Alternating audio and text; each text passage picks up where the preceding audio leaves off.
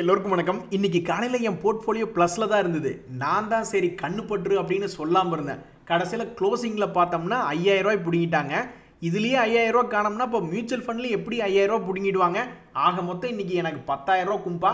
இதுக்கு முக்கிய காரணம் மார்க்கெட்டில் எங்கேயுமே ஒரு ரெக்கவரி இல்லை. ஸ்ட்ரைட்டாக ஒரு 300 பாயிண்ட் நிஃப்டி இறங்கினதான் காரணம். இந்த வீழ்ச்சிக்கு முக்கியமாக 5 பேர் காரணமாக இருந்தாலும் முதல் காரணம் யாரு அப்படின்னு பார்த்தோம்னா இந்த ஐசிஐசி பேங்க் தான். இத்தனை நாள் பொறுமையாக நடுவில் விளையாண்டுட்டு இருந்ததுக்கு இன்னைக்கு மொத்தமாக ஒரு நல்ல வேலையை பார்த்துட்டியா அப்படின்ற மாதிரி ஐசிஐசி பேங்க் மட்டுமே 44 பாயிண்ட் இறக்கி விட்டுருக்கான். இந்த சமயத்தில் கடந்த 4-5 நாளாகவே பஜாஜ் குரூப் வந்து நம்மளுடைய மார்க்கெட்டுக்கு ஹெல்ப் பண்ணிக்கிட்டே இருக்கு. இனி நாளைக்கெல்லாம் அது ஹெல்ப் பண்ணாதுன்னு நினைக்கிறேன். Hey why man you are crying, don't வரின்ற மாதிரி நம்மளுக்கெல்லாம் 10000 ரூபா 5000 ரூபா லாஸ் ஆயிடுச்சுன்னு புலம்பிட்டு இருக்கோம். ஆனால் இன்னைக்கு டோட்டல் ஷேர் மார்க்கெட்டுக்கு 6 லட்சம் கோடி மார்க்கெட் கேபிட்டல் குறைஞ்சி வச்சு. ஸோ ஒரே ஒரு நாள், இந்த ஒரே நாளில் வந்து கரடிகள் சோழி முடிஞ்சிருச்சு. இந்த டிஐஸ் எல்லாம் எங்கே போனாங்கன்னு தெரியல. அவங்க இன்னைக்கு கவுண்டர் அட்டாக் பண்ணாங்களா இல்லையா அப்படின்றது தெரியல. ஸோ இந்த சமயத்தில் டிஐஸ் இன்னைக்கு என்ன பண்ணாங்க அப்படின்றத நாளைக்கு காலையில் லீவ் விட்டுருவோம். சனிக்கிழமை ஈவினிங் வீடியோலாம் நம்ம பார்ப்போம் டிஐஸ் என்ன பண்ணியிருக்காங்க அப்படின்ட்டு. இந்த சமயத்தில் ஒரு விஷயத்தை நல்லா ஞாபகம் வச்சுக்கணும். கரடிகள் வந்து எப்பவுமே 10 தடவை கரடிகள் வரும்னு எதிர்பார்த்தா 3 தடவை தான் வரும். அந்த 3 தடவையும் ஸ்வங்கின்னு பெரிய லெவலில் வேலையை பார்த்து விட்டுருவான். இந்த வகையில் வந்து நம்மளுக்கு ஷேர் மார்க்கெட் திரும்பி ஏறக்கு ஏதாவது ஹோப் இருக்கா, நம்பிக்கை இருக்கா அப்படின்னா நியூஸ் பேஸ்ட் அப்படின்னு பார்த்தோம்னா 2 நியூஸுமே நம்மளுக்கு தெரிஞ்ச நியூஸ் தான். ஏன் மார்க்கெட் கீழே இறங்குச்சு அப்படின்னு பார்த்தோம்னா அமெரிக்காவிலிருந்து ஒரு நியூஸ் வரணும், அதுக்காக வெயிட் பண்ணிட்டு இருக்கோம். அமெரிக்கா ஒருவேளை இன்னைக்கு மேலே ஏறிட்டானா நம்மளும் பல்ல காட்டிட்டு திங்கக்கிழமை அன்னைக்கு ஏறிடுவோம், இல்லைன்னா அப்புறம் கொஞ்சம் கும்பாதான். இன்னொரு நியூஸ் நம்மளுக்கு ஆல்ரெடி தெரிஞ்சது தான். செபி வந்து F&Oல 5 லட்சம் ஒரு பொசிஷன் எடுக்கிறதுக்கு இப்போதைக்கு யூஸ் பண்ணிக்கிட்டு இருக்கோம் அப்படின்ற மாதிரி இருக்குன்னு வச்சுங்க. மினிமம் அமௌண்ட் ஒரு டோட்டல் கான்ட்ராக்டினுடைய சைஸ் அது வந்து கிட்டத்தட்ட 15 லட்சம் டு 20 லட்சம் ரூபா மாற்ற போறாங்க அப்படின்றது ஏற்கனவே சொல்லியிருந்தாங்க. அதனுடைய இம்ப்ளிமெண்டேஷன் இந்த வருஷம் கடைசிக்குள்ள இருக்குன்னாங்க, செப்டம்பர் அக்டோபர் தாண்டி. ஸோ அந்த நியூஸை மறுபடியும் திருப்பி விட்டு மறுபடியும் இறக்கி விட்டுட்டாங்க இன்னைக்கு மார்க்கெட்டில். ஸோ நியூஸ் பேஸ்டு ரெண்டுமே நம்மளுக்கு உதவாக்கரையா இருக்கு. டெக்னிக்கல் பேஸ்டில் ஏதாவது நம்பிக்கை பிறக்குதா? ஏன் நான் உனக்கு 5000 பாயிண்ட் 2000 பாயிண்ட் நீ ஏற்றி விட்டுருக்கேன், வெறும் 200 பாயிண்ட் இறங்கணுன்னே உனக்கு நான் எங்கிருந்தே சப்போர்ட் தர்றது அப்படின்ற மாதிரி தற்போதைக்கு ஒரு நல்ல கண்ணுக்கு தெரிந்த சப்போர்ட் என்பது 24000 தான் இருக்கு. அந்த 24000க்கு இப்போ கரண்ட்டுக்கும் பார்க்கல ஆல்மோஸ்ட் 852 பாயிண்ட் டிஃபரன்ஸாக இருக்கு. ஒருவேளை இந்த மாதிரி 852 பாயிண்ட் இறங்குதுன்னா 5 லட்ச ரூபா போர்ட்ஃபோலியோ வச்சிருக்கிறவங்களுக்குலாம் எப்படி ஒரு 40000 ரூபா வரைக்கும் இறங்கக்கூடிய வாய்ப்பு இருக்கு அப்படின்றது என்னுடைய புரிதல். ஏன்னா என்னுடைய போர்ட்ஃபோலியோவில் இப்படி தான் 1000 பாயிண்ட் இறங்குச்சுன்னா 40000 ரூபா இறங்கும். அதே 1000 பாயிண்ட் திரும்பி ஏறிச்சுன்னா ஏறுறப்ப 60000 ரூபாயா ஏறுது, இறங்கினதை விட அதிகமாக ஏறுது. ஸோ அப்போ இப்போ இருக்கக்கூடிய டெக்னிக்கல் சப்போர்ட்டுமே நம்மளுக்கு ஒரு நல்ல விஷயம் அப்படின்றது தெரியல. ஏன்னா அவன்லாம் இன்னும் 850 பாயிண்ட் கீழே இருக்கான். ஆக மொத்தம் 2 நியூஸுமே நம்மளுக்கு உருப்பிடல. அமெரிக்கக்காரன் இன்னைக்கு பாசிட்டிவ்ல க்ளோஸ் ஆனாதான் நம்ம பல்ல காட்டிட்டு திங்கக்கிழமை பாசிட்டிவ்ல வரக்கு வாய்ப்பு அதிகம். இன்னொரு முக்கியமான விஷயம் என்னன்னா கோல்டினுடைய விலையெல்லாம் 2025 ஓரளவுக்கு நல்லா கன்சிடரபிளா மேலே வரலாம் அப்படின்ற மாதிரி எதிர்பார்க்கப்படுறாங்க. ஏன் அப்படின்னா இந்த செப்டம்பர் மீட்டிங்லேயே தெரிஞ்சிடும் டாலர் வந்து வீக்காக ஆரம்பிச்சிருமா. ஏன்னா இன்ட்ரெஸ்ட் ரேட் குறையும் பொழுது அமெரிக்காவில் டாலர்னுடைய வேல்யூ கொஞ்சம் குறையறதுக்கு வாய்ப்பு இருக்கு. அப்போ டாலர் வேலை குறைஞ்சதுன்னா அந்த பணத்தை எடுத்து ஹெட்ஜிங்காக கோல்டில் போடுவாங்க. அப்போ கோல்டில் டிமாண்ட் இன்க்ரீஸ் ஆகும். அப்போ 2025 எங்கள் வீட்டம்மாக்கெல்லாம் ஒரு பவுன் 1 லட்ச ரூபா வந்துச்சுன்னா சூப்பருங்க அப்படின்னு சொல்லிட்டு இருக்காப்ல. அப்போ 30 பவுன் வச்சிருந்தாங்கனாக்கா 30 லட்ச ரூபா ஆச்சு. அவங்க ஒரு நடமாடும் பணக்காரியா மாறிடுவாங்க. நண்பர்களே, இந்த சமயத்தில் டாடா மோட்டார் ஷேர் ஏதாவது வச்சிருக்கீங்களா? இன்னைக்கு அவன் என்னமோ ஒரு 1.25% இறங்கியிருக்கான். இருந்தாலும் அதில் ஒரு நல்ல செய்தி அப்படின்றது இருக்கு. மார்க்கெட் பெருசா ரெக்கவரி ஆகல. ஆனால் இவன் லோ 1040 ரூபா வரைக்கும் ஒரு கட்டத்தில் போனா க்ளோசிங் சமயத்தில் 10 ரூபா மேல் நோக்கி ஏறி 1050 ரூபாயில் க்ளோஸ் ஆயிருக்கான். ஸோ டாடா மோட்டர் வச்சிருக்கிறவங்களுக்கு இது ஒரு நல்ல செய்தி. இந்த சமயத்தில் இந்த கனரா பேங்க் ஷேர் ஏதாவது ஒரு 7.5 கொண்டு வந்து விட்டுருமா அப்படின்ற மாதிரி அந்த முதலீட்டாளர்கள் கொஞ்சம் யோசிக்கிறாங்க. என்ன காரணம்னா அவனுக்கு பரிச்சயமான விலை 100 ரூபாய் ரேஞ்சு. அந்த 100 ரூபாய் ரேஞ்சில் இருந்து சப்போர்ட் எடுக்கிறதா அவனுடைய உலக வழக்கம். ஆனால் இந்த முறை அவன் வந்து பெருசாக சப்போர்ட் எடுத்து மேல் நோக்கி போக மாட்டேங்கிறான். அப்போ ஒருவேளை இந்த 21 days மூவிங் ஏவரேஜுக்கு கீழே வர்ற மாதிரி இருந்தால் ஒரு 7.5 கொண்டு வந்து விட்டுருவானா, திடீர்னு எங்காவது ஒரு 50 ரூபா கொண்டு போய் விட்டுருவானா அப்படின்ற மாதிரியான ஒரு கவலையான ஒரு விஷயம் தான் இப்போதைக்கு ஷேர் மார்க்கெட்டில் போய்கிட்டு இருக்கு. ஆனால் நம்ம என்ன எதிர்பார்க்குறோம் அப்படின்னா இந்த மாதிரி தான் பயமுறுத்துற மாதிரியே இருக்கும். அப்புறம் திடீர்னு என்னைக்காவது ஒரு நாள் சப்போர்ட் எடுத்து மேல் நோக்கி போவான். இந்த முறையும் அதே மாதிரி போறதுக்கு வாழ்த்துக்கள்.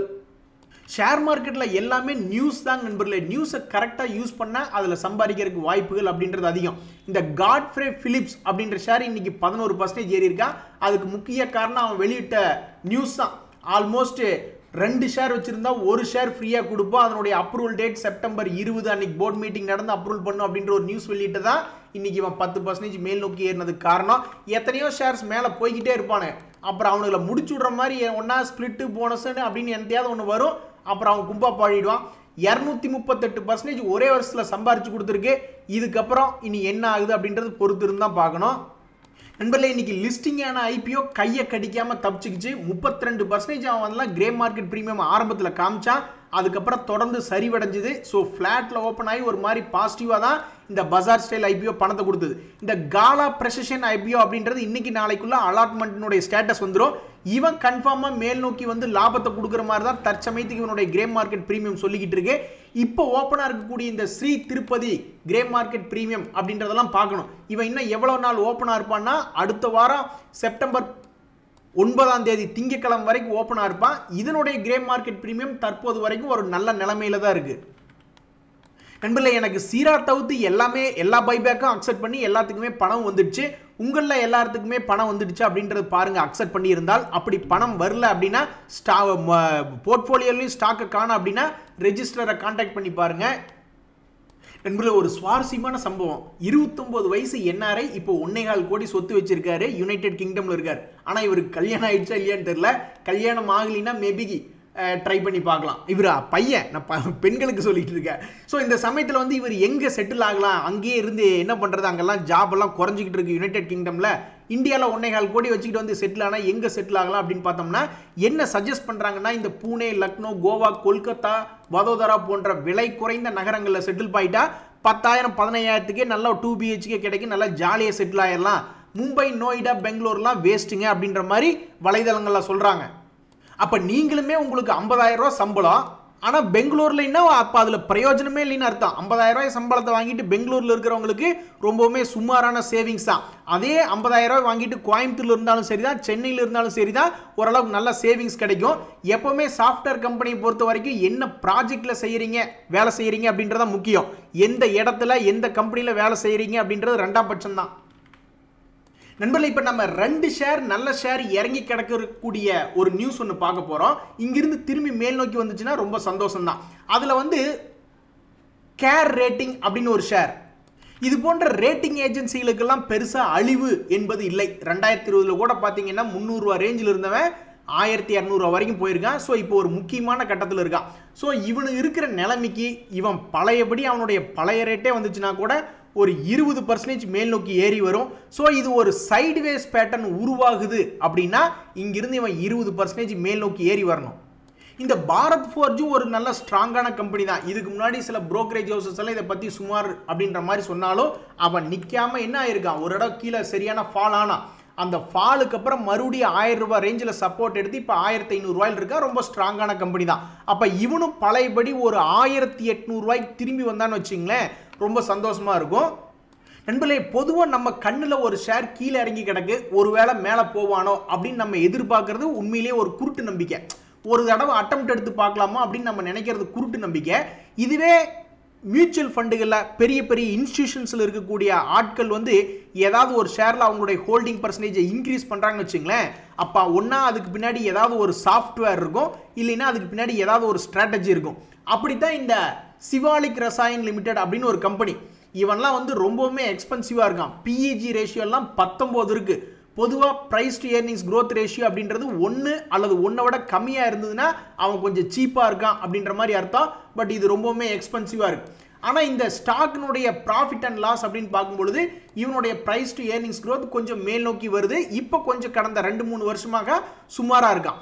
ஆனால் இப்போ ஏன் இந்த முதலீட்டாளர்களில் எஃப்ஐஎஸ் ஆகட்டும் டிஐஸ் ஆகட்டும் கடந்த 3 குவார்ட்டரா ஏன் அவங்களுடைய ஹோல்டிங் பர்சன்டேஜ் இன்க்ரீஸ் பண்ணியிருக்காங்க தெரியல. அதுக்கு பின்னாடி சாஃப்ட்வேர் இருக்கா இல்லை ஸ்ட்ராட்டஜி இருக்கா அப்படின்றது நம்மளுக்கு தெரியல. ஆனால் தற்சமயத்துக்கு செய்தி என்னன்னா, இது ஒரு ஹை பிஇஜி ஷேர். இதுலாம் ஏன் கொண்டு போய் பணத்தை போடுறாங்க அப்படின்றது ஒரு புரியாத புதிர் தான். சில நல்ல கம்பெனிகள் கீழே இறங்கி கிடக்கு அப்படின்ற மாதிரி சில ஷேர்களை வந்து இப்போ நம்ம பார்க்க போகலாம்.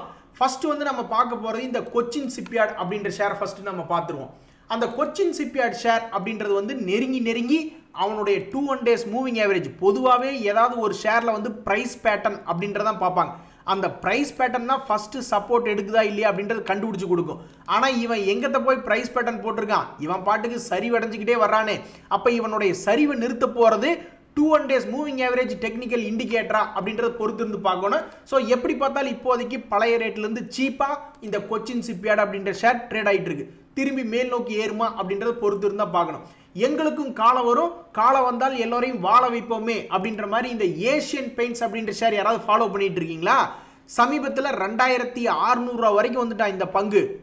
அதுக்கப்புறம் இப்போ பார்த்தோம்னா அசால்ட்டாக 23% சம்பாரிச்சு கொடுத்துருக்கான். அப்போ 2022 நம்ம கணக்கு போட்டோம்னு வச்சுங்க, ஒவ்வொரு இடையும் ஒரு 30% அப்படின்னு கணக்கு போட்டோம்னா இவன் 2022 2024 2 வருஷத்தில் எப்படி பார்த்தாலும் ஒரு 100% கரெக்டாக வாங்கி கரெக்டாக விற்றுருந்தோம்னா 100% அப்படின்றத சம்பாரிச்சு கொடுத்துருக்கிறதா தான் நம்ம எடுத்துக்கணும்.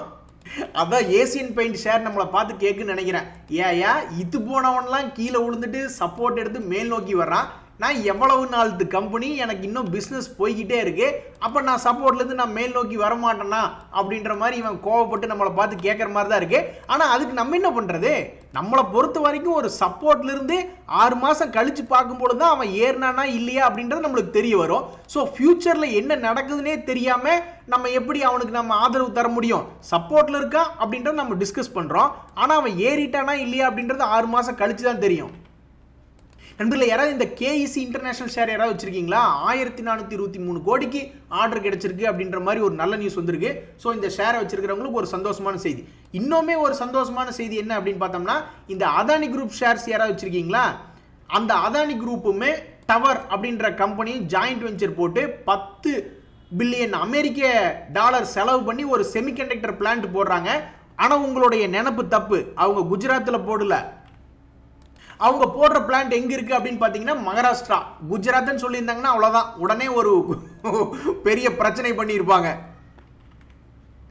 எது எப்படியோ இதனால் நம்மளுக்கு தொழில் வளர்ந்ததுன்னா நம்ம நாட்டில் பரவாயில்ல, வேலை வாய்ப்பு கிடைச்சா பரவாயில்ல.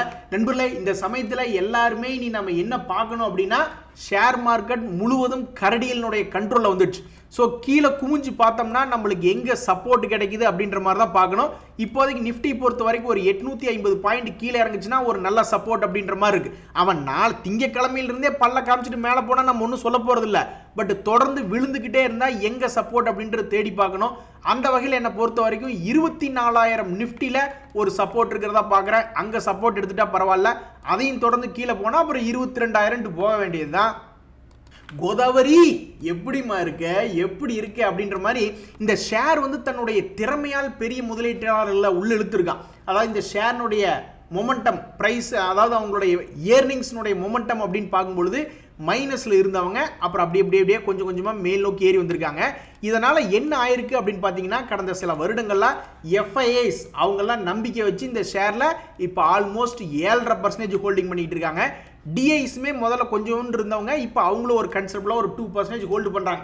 ஸோ இந்த ஷேர் தற்சமயத்துக்கு ஒரு 200 ரூபா ஒரு ஷேருக்கு இறங்கி வந்திருக்கு.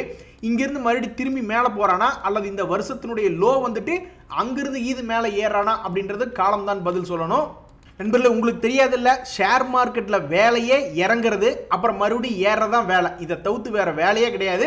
இதை தவிர்த்து வேறு என்ன வேலை இருக்குன்னா, தொடர்ந்து ஏறிக்கிட்டே இருக்கிற வேலை இருக்குது, தொடர்ந்து கீழே வந்துக்கிட்டே இருக்குது, அல்லது நீட்டிப்படுத்தி கொண்டு இருக்கிற வேலை. மொத்தமே ஷேர் மார்க்கெட்டில் இந்த 4 வேலை தான். இதை தவிர்த்து வேறு எந்த வேலையும் கிடையாது. அந்த வகையில் இந்த டிவிஎஸ் எஸ்சிஎஸ் அப்படின்ற ஒரு ஷேர் நம்ம பார்த்துக்கிட்டு இருந்தோம். அவன் என்ன பண்ணியிருக்கான்? ஃபர்ஸ்ட் இவங்கிட்ட இருக்கிற அட்வான்டேஜ் பாயிண்ட் என்னன்னா, இவனுடைய P&L வருஷ கணக்கில் எடுத்து பார்க்கும்போது லாஸ் மேக்கிங்காக இருக்குது. ஆனால் ரீசெண்ட் குவார்ட்டர்ஸ் கடந்த 3 குவார்ட்டர்களாக பார்க்கும்பொழுது அவனுடைய லாஸ் என்பதை தடுத்து நிறுத்தி ப்ராஃபிட்டில் காமிச்சிருக்கான். ஸோ இது ஒரு ஃபர்ஸ்ட் பாயிண்ட். ரெண்டாவது பாயிண்ட், இந்த ஷேர் பொதுவாகவே கீழே இறங்கி கிடந்த ஷேர். 260 ரூபா பக்கம் இருந்தவன் கீழே ஆல்மோஸ்ட் 160 ரூபா வந்துட்டான். கும்பா குட்டி ஷேர்களே திரும்பி ஏறக்கூடிய சக்தி இருக்கும்பொழுது இது கடந்த 3 குவார்ட்டராக இவன் ப்ராஃபிட் மேக்கிங் அப்படின்னு பண்ணிட்டு இருந்தான். அதுவும் இல்லாமல் இந்த ஷேரில் பெரிய ஆளை ஏதாவது ஹோல்டு பண்ணுறாங்களா அப்படின்னு பார்த்தோம்னா, இந்த டிஐஸ் அப்படின்றவங்க கொஞ்சம் கன்சிடபிளாக ஹோல்டு பண்ணிக்கிட்டு இருக்காங்க. ஸோ ஒரு வகையில் பார்க்கும்பொழுது இந்த ஷேர் மலிவு விலையில் கிடைக்கக்கூடிய ஒரு ப்ராஃபிட் மேக்கிங் ஷேர் திரும்பி மேலே வர்றது சகஜம். அந்த வகையில் இந்த டிவிஎஸ் எஸ்சிஎஸ் அப்படின்ற ஷேர் மேல் நோக்கி வந்துட்டான். நண்பர்களே, ஒரு முக்கியமான விஷயம் என்னன்னா, இப்போ வரக்கூடிய ஸ்டாக்ஸ் எந்த மாதிரி இருந்தாலும் சரி, அதில் வந்து டிஐஸ் எஃப்ஐஸ்லாம் அதிகமாக பணம் போடுறதுக்கு முயற்சி செய்கிறாங்க.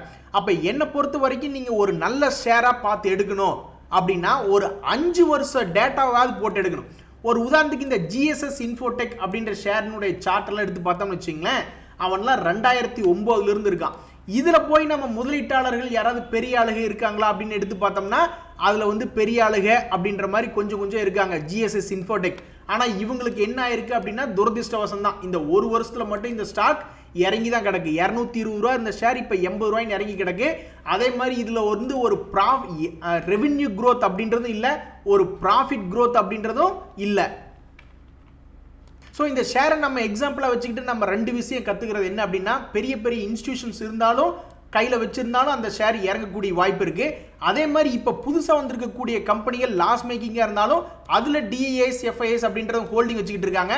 அதனால் குறைஞ்சது ஒரு 10 வருஷம் அல்லது ஒரு 5 வருஷம் ஷேர் மார்க்கெட்டில் ட்ரேட் ஆகிருக்கக்கூடிய ஷேர்ஸை நீங்கள் அனலைசிஸ்க்கு எடுத்துக்கிறது உங்களுக்கு நல்லது.